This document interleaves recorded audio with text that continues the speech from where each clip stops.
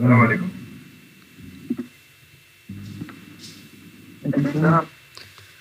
Bonsoir.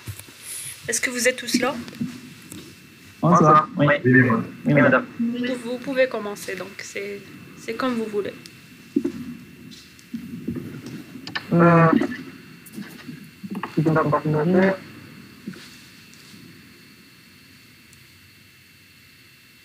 Oui, ça se portera.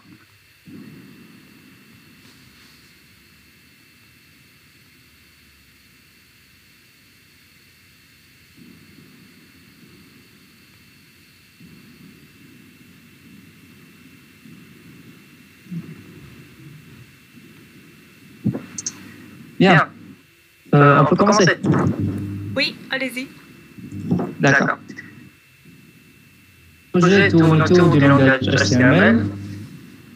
Pour mieux développer ce dernier, on a opté pour que notre présentation soit une simulation faite avec HTML. Et donc, voici les résultats.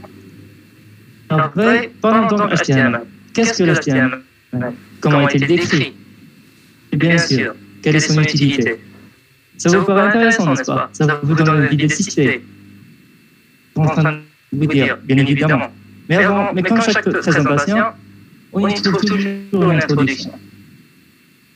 Oui, on dépend de nos ordinateurs. De nos jours, l'utilisation des outils informatiques est une nécessité.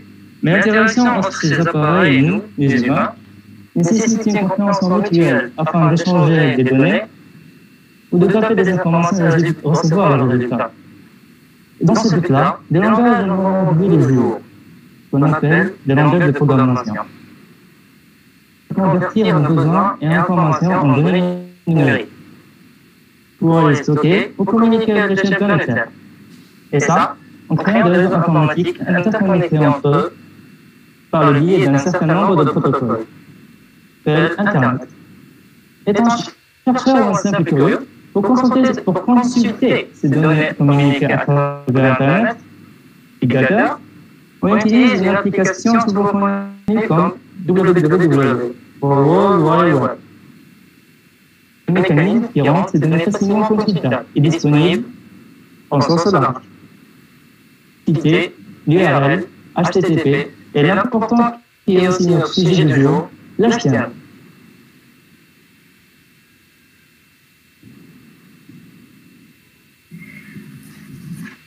Bonsoir.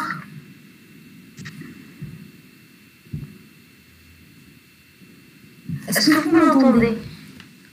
Oui. Oui, ça. D'accord. Donc maintenant, nous allons passer à la définition de l'HTML. Alors, qu'est-ce que c'est que l'HTML? L'HTML, c'est tout simplement l'acronyme de Hypertext Markup Language. C'est un langage qui permet de structurer des pages web. Il peut être assisté par des technologies telles que des feuilles de style en cascade CSS et des langages de programmation comme par exemple le JavaScript. Il possède des mots et une syntaxe qui consiste en une série de codes appelés des balises. Il a deux propriétés.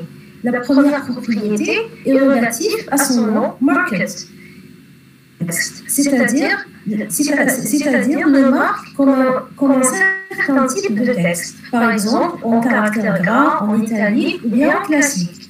La seconde vient du mot hypertexte, qui signifie la liberté de navigation sur le web en cliquant sur des hyperliens. Les hyperliens, cela signifie simplement que l'on peut naviguer librement, sans contrainte, sans avoir à suivre un protocole bien défini. Voilà.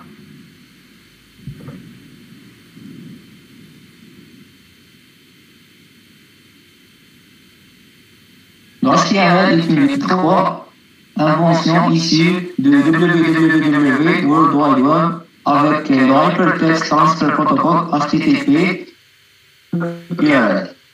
L'Hypertext Markup Language, abrégé HTML, est un langage de balisage standard pour les documents conçus pour être affichés dans un navigateur web. Un langage qui repose sur le principe des balises. Il existe deux types de balises en HTML, les balises ouvrant-fermantes et les balises auto-fermantes.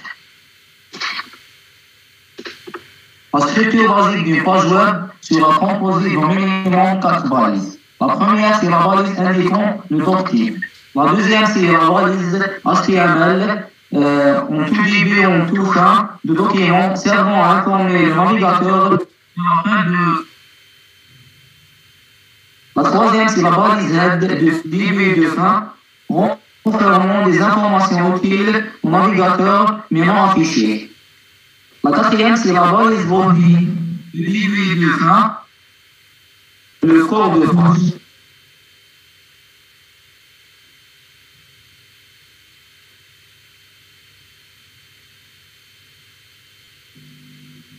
L'évolution de l'HTML.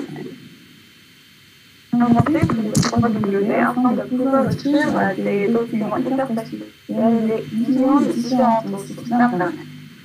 191, Tim Berners-Lee annonce publiquement le web sur Usenet, il institue le langage HTML. Le langage HTML sont les titres du document, les hyperliens, la structuration du texte en titre, sous-titres, liste, du texte web. 15. HTML 2.0 a été développé par le IETF, Internet Engineering Task Force. Cette version a permis de créer des documents de qualité et l'insertion des images. 22 est la première recommandation éditée par le W3C pour HTML en 1997. Les fonctionnalités très utilisées, comme les tableaux, les splits, le positionnement du texte autour des images.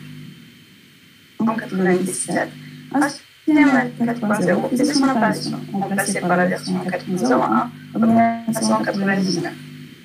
Les cadres, les tableaux plus complexes, les fonctionnalités d'accessibilité et le support des feuilles de style CSS.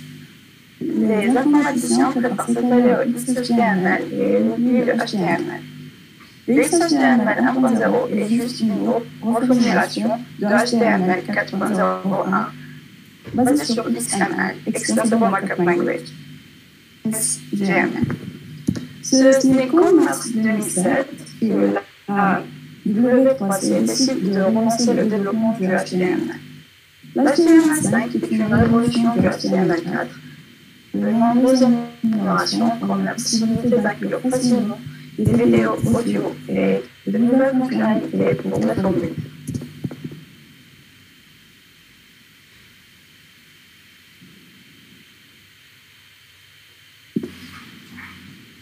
Bonsoir. Dans cette partie, on va définir l'interopérabilité et les applications de l'HTML. Une interopérabilité. Interopérabilité, c'est la capacité des systèmes, unités, matériels à opérer ensemble, c'est-à-dire la possibilité de communication entre eux, les données et langage standardisé. L'interopérabilité a été imposée par le W3C, qui est le World Wide Web Consortium, qui est un organisme international qui développe des standards afin que les gens puissent communiquer efficacement à travers Internet. Mention ici dessus, définissent l'Open Web Platform pour le développement d'applications. Une force qui s'appuie sur des technologies telles que le Semantic Web, API, CSS, SVG et WOF.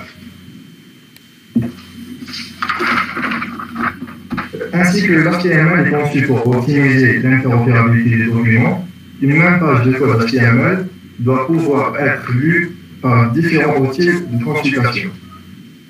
Un téléphone, un système vocal, un clavier braille.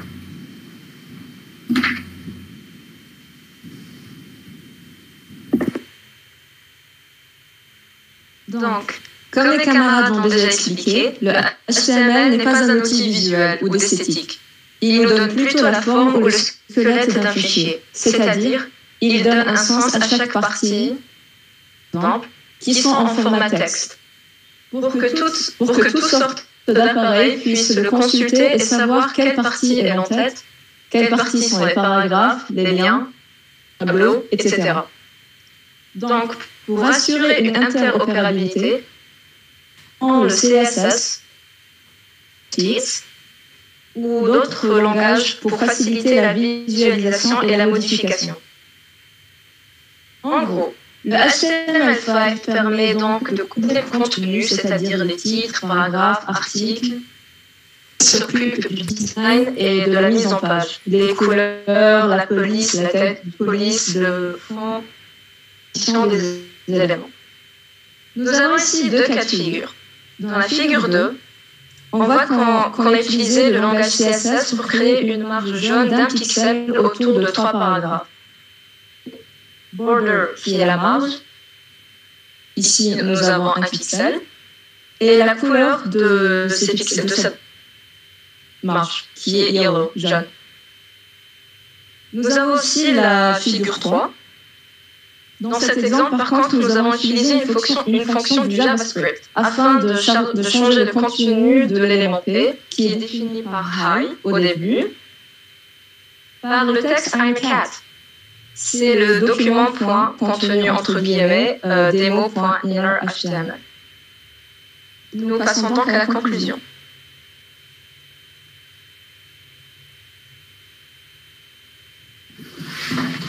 Comme tout protocole, langage ou technologie, il y a toujours deux nuances opposées.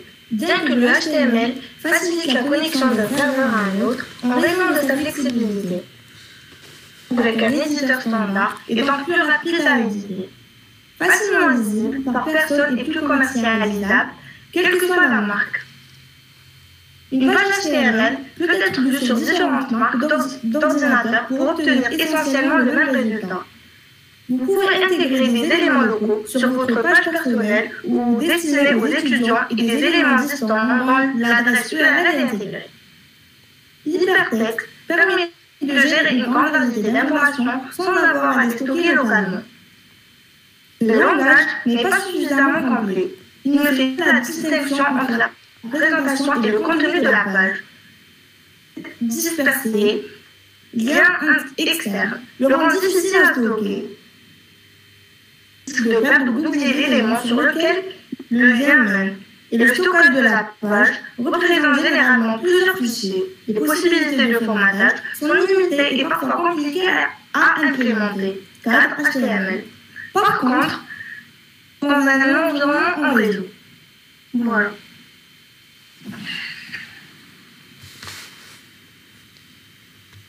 Alors, est-ce que vous avez terminé?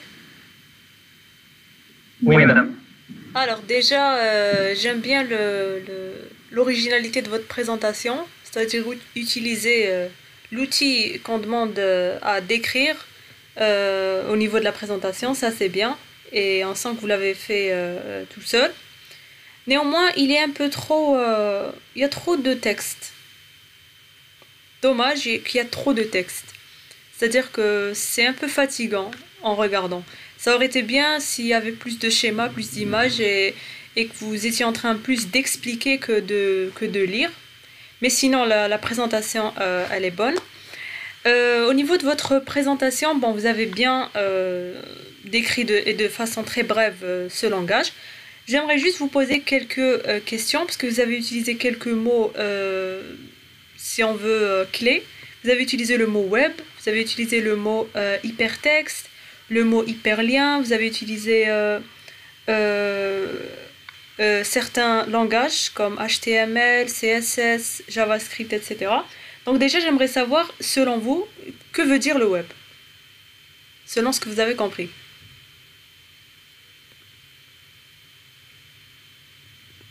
Et est-ce que le web, c'est Internet? Parce qu'on a tendance à dire, je surfe sur le web, je suis sur web, etc. Donc, est-ce qu'il y a une différence entre web et Internet?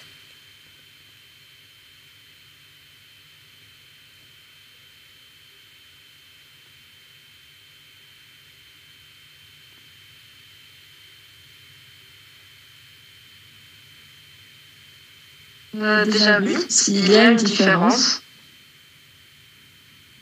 Le web, c'est un système, c'est un système d'information où on trouve des documents.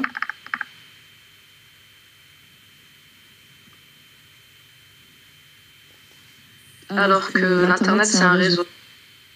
Alors effectivement, déjà le web, ça fait partie d'Internet. C'est un service offert par Internet, tout comme le courrier électronique, le transfert de fichiers.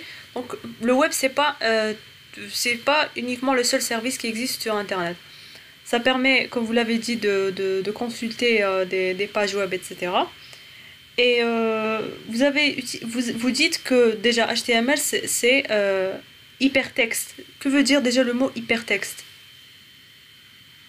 Alors, pour répondre à cette question, l'hypertexte signifie que, par exemple, un utilisateur peut naviguer librement sur Internet en cliquant sur un lien. C'est-à-dire qu'il n'y a pas vraiment de méthodologie ou bien de protocole bien déterminé à suivre. Il suffit juste de cliquer sur un lien, on peut aller où on veut sur le net. On est libre. Alors, oui et non. Hypertexte, c'est pas cette liberté. Hypertexte, c'est la donnée qu'on est en train de consulter, et c'est cet ensemble de données qui sont liées par des liens, qu'on appelle aussi hyperliens. Donc les liens, c'est si on clique, quand on est au niveau du navigateur, c'est quand on clique sur un lien, on bascule vers une autre page.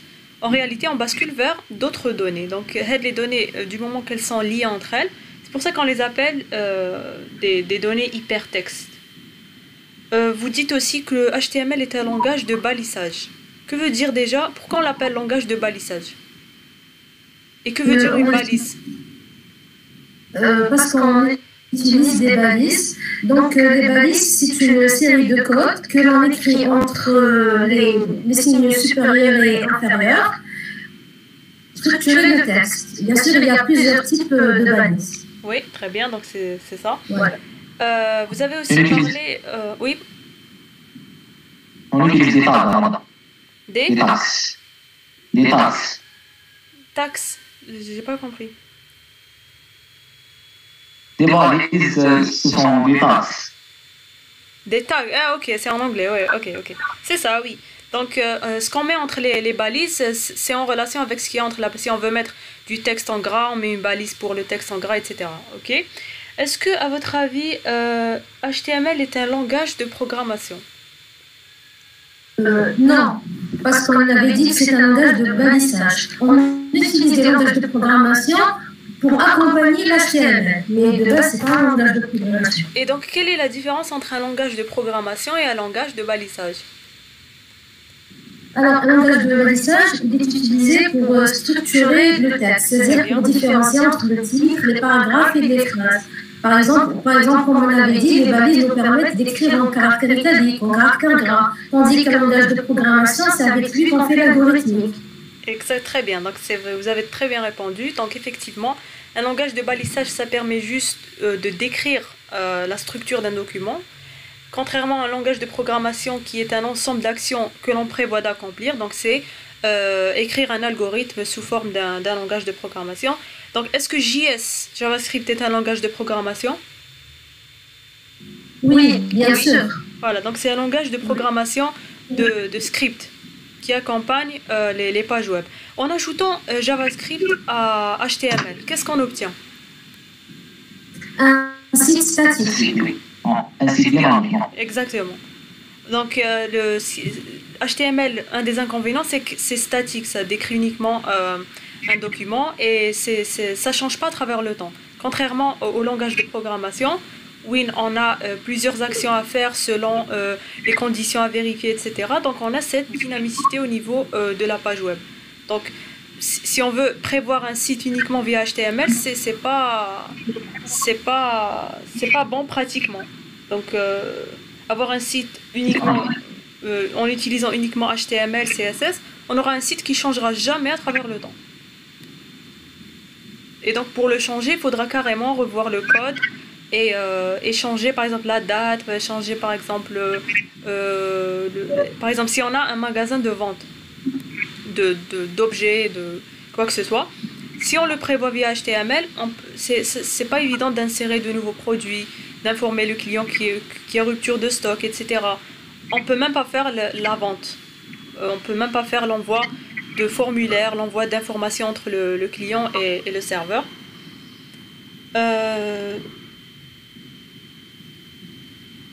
Vous avez aussi parlé au niveau de l'introduction d'URL. Donc que veut dire un URL?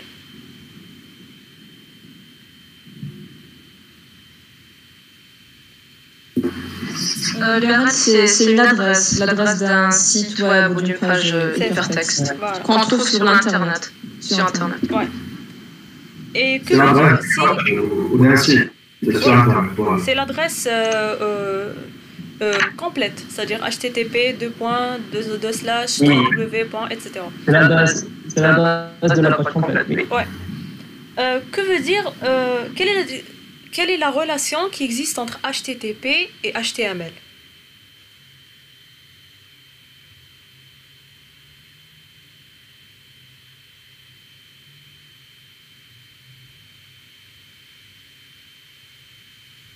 Donc HTTP, c'est un protocole de niveau applicatif, contrairement à HTML qui est un langage, mais il y a une petite liaison entre eux. L'HTTP demande un document HTML au serveur. Voilà, donc HTTP s'occupe du transfert de pages web entre le client et le serveur. Et c'est grâce à HTTP qu'on arrive à afficher les pages web au niveau du navigateur du client. Vous avez aussi parlé du langage XML. Est-ce que vous avez une idée sur ce langage?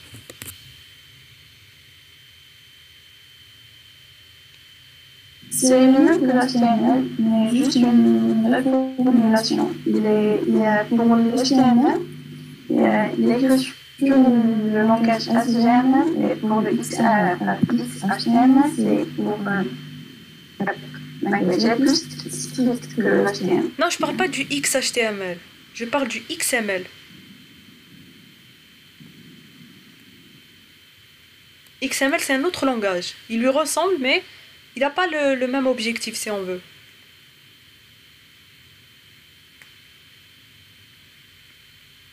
Donc XML, c'est aussi un langage de balisage. Il y a des tags. Mais c'est quoi la différence entre les deux? XML, c'est un langage de balisage extensible. Oui, déjà. Et X, c'est extendable. C'est un langage de balisage étendu. Mais c'est quoi la différence? Donc au niveau d'XML, on peut carrément inventer des balises. Contrairement à HTML. Alors, il est toujours possible de créer de nouvelles balises. Voilà, on peut créer des balises selon ce qu'on veut. Par exemple, au niveau d'HTML, on a les balises qui sont connues, body, etc.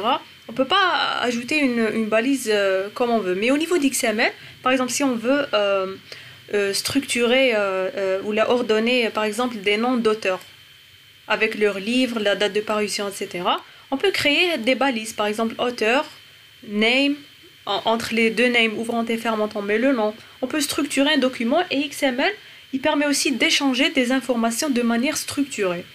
C'est-à-dire qu'au niveau d'un fichier XML, je peux faire une recherche sur un auteur donné et je peux récupérer des informations. Si vous voulez, c'est comme une petite base de données.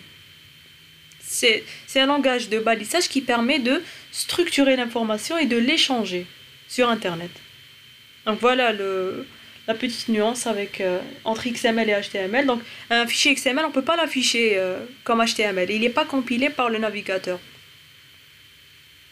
Ce que je voulais aussi vous poser comme dernière question, quelle est la vulnérabilité d'HTML? Vulnérabilité veut dire quelle est la faille, si on veut, d'un point de vue sécurité.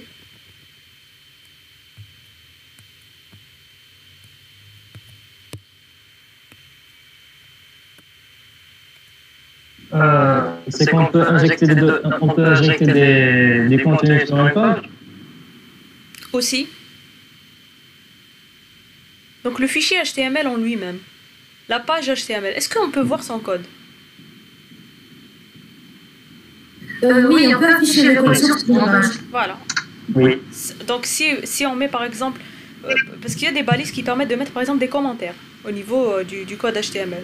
Si on met au niveau du commentaire par exemple un mot de passe ou bien une information confidentielle, etc., elle sera vue, même si elle n'est pas affichée au niveau de la page web proprement dit, mais si on consulte le code source qui est disponible, on pourra avoir des informations concernant tout le code. Mais par exemple, si on insère un code PHP au niveau d'une page web, il ne sera jamais visible.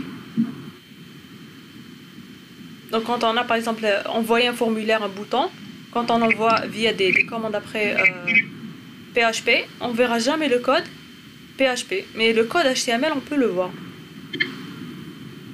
Donc voilà pour la petite vulnérabilité. Sinon, pour votre présentation, elle est bien. Et c'est bien que vous ayez aussi manipulé, c'est-à-dire que vous avez créé une présentation au complet en utilisant ce langage. Et ça vous a permis aussi de comprendre que HTML, ça permet aussi de créer cette interopérabilité. Donc c'était aussi ça l'objectif derrière le cours normes et protocoles. Donc on utilise tous HTML pour pouvoir afficher des pages web au niveau d'Internet, quel que soit l'appareil qu'on utilise, quelle que soit la marque, le constructeur, etc. Donc c'est un langage universel qui est compris par tout le monde. Et juste le petit bémol concernant la présentation, il y avait un peu trop de texte, c'est tout. Mais sinon, c'était assez original comme idée. Voilà, donc je vous remercie pour votre travail et je vous remercie d'avoir aussi répondu aux questions. Merci. Merci, madame. Merci à vous et bon courage à vous.